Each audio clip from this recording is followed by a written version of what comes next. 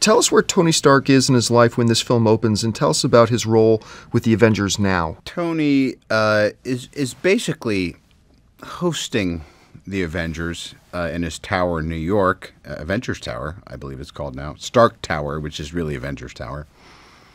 And he's working on a system that will make it so that the Avengers really don't have to do what they've been doing all along, which purportedly should be the end game. Describe the feeling that you guys have, the chemistry you have as a cast, and getting back together again with everybody for this time around. Well, I don't think any of us really expected how huge the first one would be.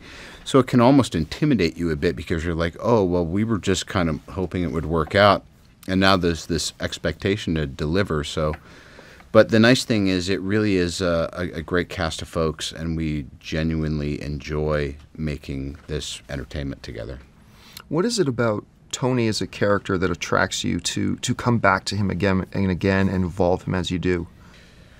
It was just this perfect storm of feeling like I could create the character within the guidelines of what he was always supposed to be.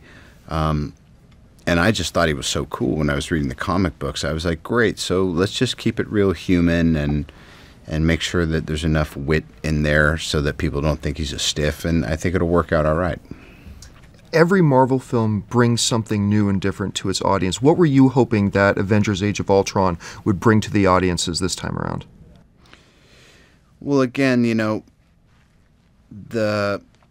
obviously new folks is great, you know, like having Elizabeth and Aaron, having Scarlet Witch and Quicksilver, and having Paul Bettany, who's been Jarvis all the time, get to do something new. And James Spader, I thought, was just a brilliant piece of casting for Ultron.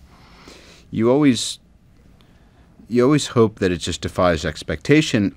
And then I guess this time around, we just really wanted people to not say, well, that's all right, the first one was great, so we saw it anyway, you know. What is it about the dynamic between you and Joss Whedon that allows you guys to create those moments that you do in these films?